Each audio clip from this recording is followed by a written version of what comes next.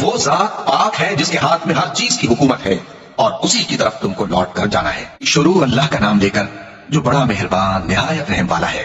قسم ہے سلیقے سے صف باندھنے والوں کی، پھر ڈانٹنے والوں کی جھڑک کر، پھر ذکر یعنی قرآن پڑھنے والوں کی غور کر کے کہ تمہارا معبود ایک ہی ہے جو آسمان اور زمین اور جو چیزیں ان میں ہیں سب کا مالک ہے، اور سورج کے طلوع ہونے کے مقامات کا بھی مالک ہے۔ بے شک ہم نے آسمان دنیا کو ستاروں کی زینت سے سجایا اور ہر شیطان سرکش سے اس کی حفاظت کی کہ اوپر کی مجلس کی طرف کان نہ لگا سکیں، اور ہر طرف سے ان پر انگارے پھینکے جاتے ہیں یعنی وہاں سے نکال دینے کو، اور ان کے لیے ہمیشہ کا عذاب ہے۔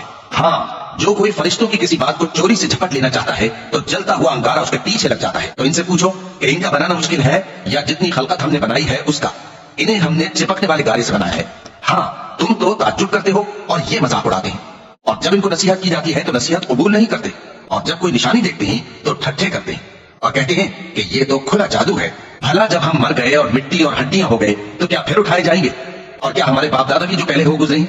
کہہ دو کہ ہاں، اور تم لوگ ذلیل ہو گے۔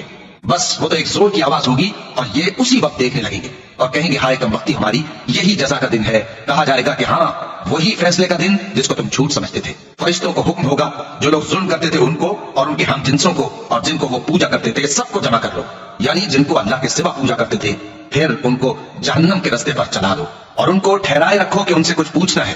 تم کو کیا ہوا کہ ایک دوسرے کی مدد نہیں کرتے؟